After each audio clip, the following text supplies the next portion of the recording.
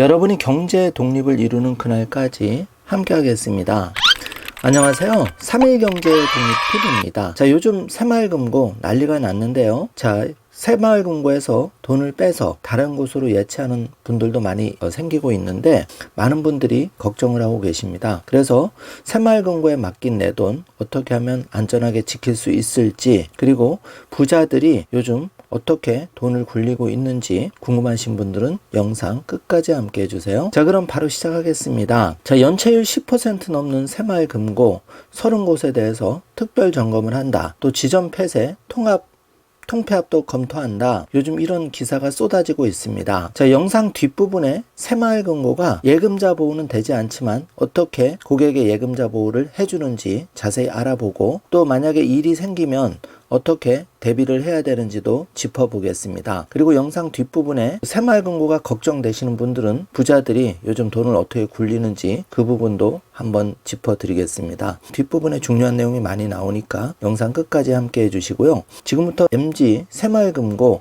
왜 이런 사태가 벌어졌는지 언론의 기사를 살펴보면서 확인해 보도록 하겠습니다. 자, 100% 이자 감면, 새마을금고의 이상한 건전성 관리, 이것도 상식적으로는 사실 이해가 안 되는 내용이죠. 이렇게 100% 이자를 감면해 준다면 누군가는 그 이자를 떠안아야 되는데, 자, 이거가 제도권의 금융기관에서는 생각할 수 없는 그런 일이죠. 새마을금고 금융권 약한 고리 우려, 소비자 불안도 증폭하고 있다. 이제 이런 기사도 나와 있고, 새마을금고 걱정할 수준 아니라지만 맡긴 내 돈 괜찮나? 자, 이런 얘기가 계속 나오는 이유가 뭘까요? 지금 새마을금고의 연체율이 급증을 했습니다. 그리고 새마을금고에 예금을 맡기는 그 고객님들이 많이 줄었다고 하는데요. 이런 부분도 체크를 해봐야 될 것 같습니다. 지금 연체율이 10% 안팎, 30곳에 대해서 특별검사를 한다. 아무래도 연체율이 올라간다는 거는 이제 부실화가 된다는 거고, 부실이 되면 뱅크론 등 여러 가지 이제 안 좋은 일이 생길 수가 있기 때문에 금융기관은 이제 신뢰가 생명이죠. 고객과의 신뢰가 생명인데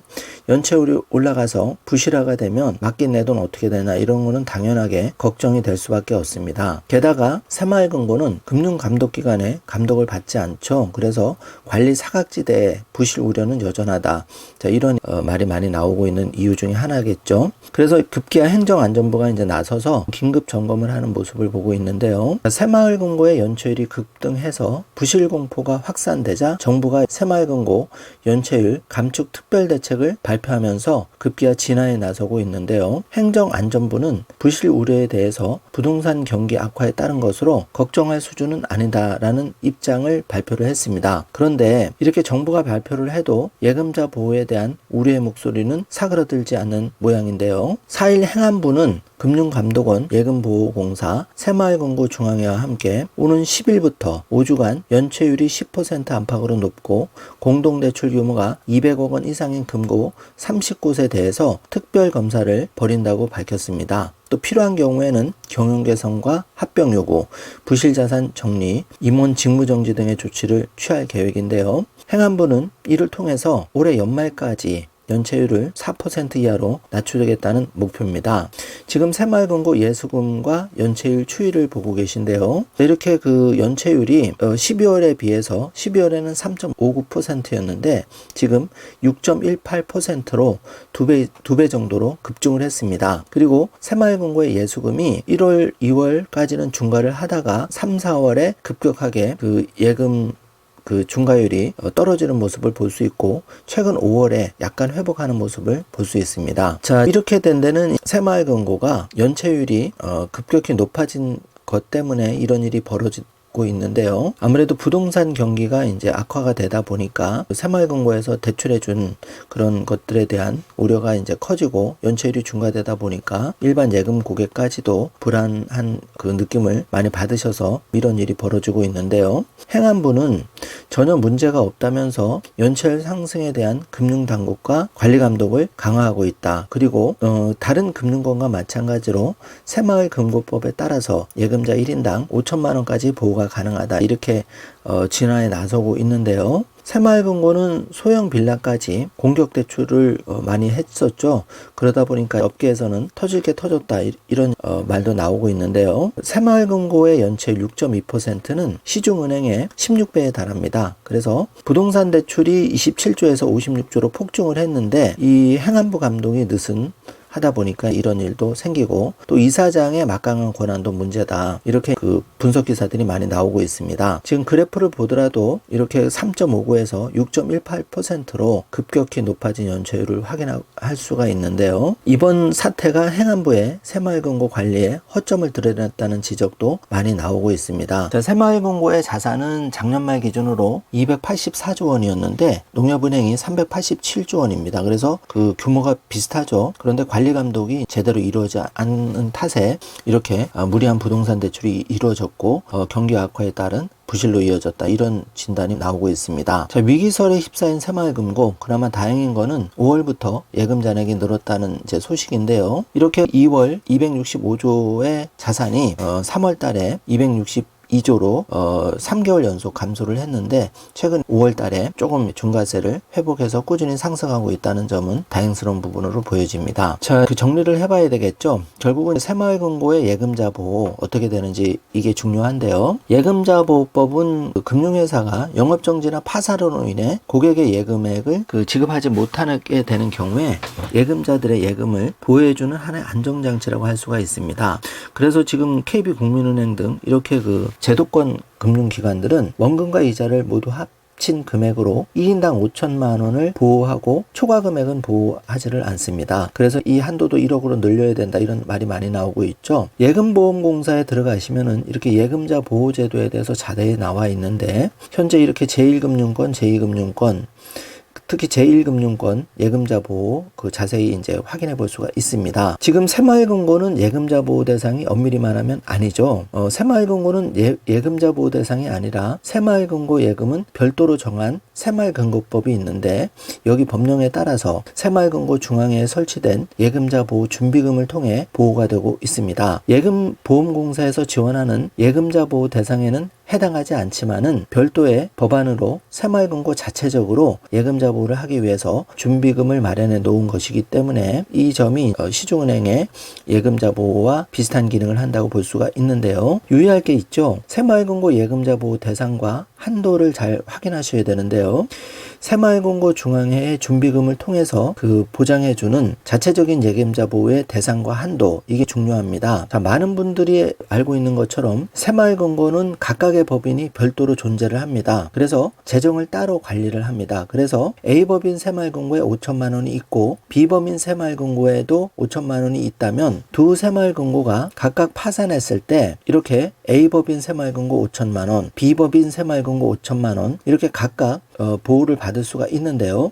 자, 이거를 착각하시는 분이 많습니다. 예를 들어서 A법인의 A지점에 5천만 원, 또 B지점에 5천만 원, 이렇게 동일한 A법인에 1억을 맡겼을 때는 결론적으로 5천만 원밖에 보장이 안 되는 겁니다. 그래서 반드시 이렇게 A법인, B법인, 지점이 아니고 법인별로 최대 5천만 원까지 나눠서 맡기셔야 되는 겁니다. 자, 요거를 착각하시는 분이 많은데요. 지금 내가 맡긴 새마을금고가 동일한 법인인지 반드시 체크하셔서, 그렇지 않다면 지금이라도 조금 많이 불안하신 분들은 예금을 5천만 원 한도로 줄여놓는 것이 하나의 팁이라고 할 수 있겠습니다. 자, 가장 중요한 것이 지점만 다르다고 해서 5천만 원을 모두 보호할 수는 없다는 점 반드시 체크를 해주시고요. 자, 한 개의 새마을금고 법인에서 2개 이상의 다수 지점을 관리하는 경우가 굉장히 많죠. 그렇기 때문에 이렇게 동일한 법인의 새마을금고에 A, B, C, D 지점 이렇게 나눠서 예금을 해도 이거는 소용이 없고, 같은 법인이기 때문에 결론적으로 내가 1억을 맡기든 2억을 맡기든 5천만 원밖에 보장이 안 된다는 점 반드시 체크를 해 주셔야 됩니다. 자, 더욱 안전하게 할 수 있는 방법은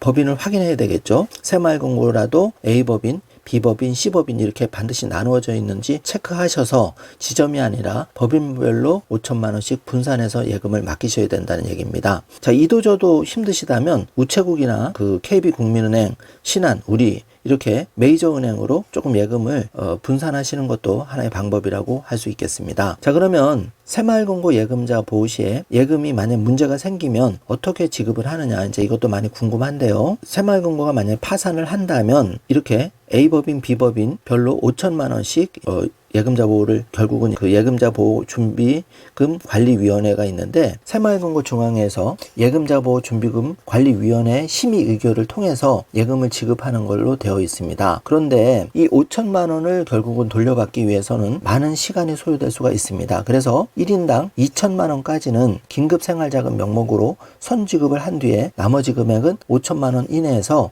예금자 보호 관리위원회 의결을 거쳐서 지급하게 되어 있기 때문에 시간이 많이 걸릴 수가 있습니다. 그래서 애초에 돈이 묶이는 일을 만들지 않도록 미리부터 현명하게 자산 관리를 하는 게 중요하겠죠. 지금 새마을금고 정기예금 금리가 1년 기준으로 4% 중반에서 이제 5% 하나 정도 있는데요. 자, 이게 많이 불안하다 보니까 믿을 곳은 은행뿐이라고 해서 5대 은행 요구불 예금으로 21조 정도가 몰렸다고 합니다. 이게 트렌드인데요. 자, 이러다 보니까 지금 5대 은행 금리를 한번 살펴보면 4% 초반을 다 회복했습니다. IBK 기업은행 같은 경우는 4.15%를 주고 있는데요. 제가 지난 영상에서 ISA 비과세 정기예금만 잘 활용하셔도 1% 정도 금리를 더 받는 효과가 발생하기 때문에 자, 이렇게 KB국민은행이나 뭐 기업은행이나 이런 은행에 가서 ISA 비과세 정기예금을 만드시면 금리가 4%라도 절세 효과 때문에 실제로는 한 5% 정기예금을 한 효과가 발생합니다. 자, 그렇다면 굳이 내가 지금 불안한 새마을금고에다가 5천만 원을 넘는 금액을 많이 맡기실 필요는 없다는 결론이 되겠죠. 이걸 잘 생각해 보시길 바라겠습니다. 자, 우체국 예금 85조 시대, 자, 예금 전액 보호에 개미들이 몰렸다, 이런 기사가 있는데 자, 잠시 불안한 분들은 금리가 조금 낮더라도 우체국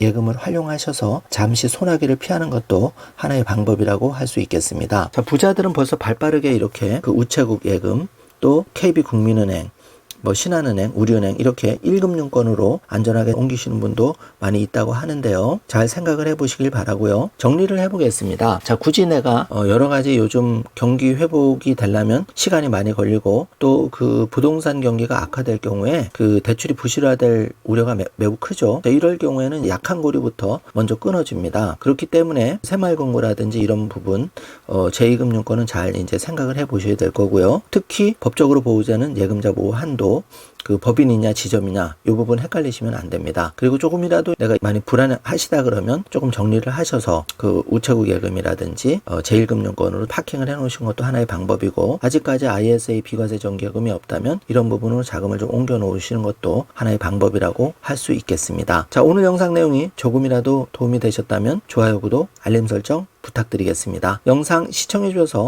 감사합니다.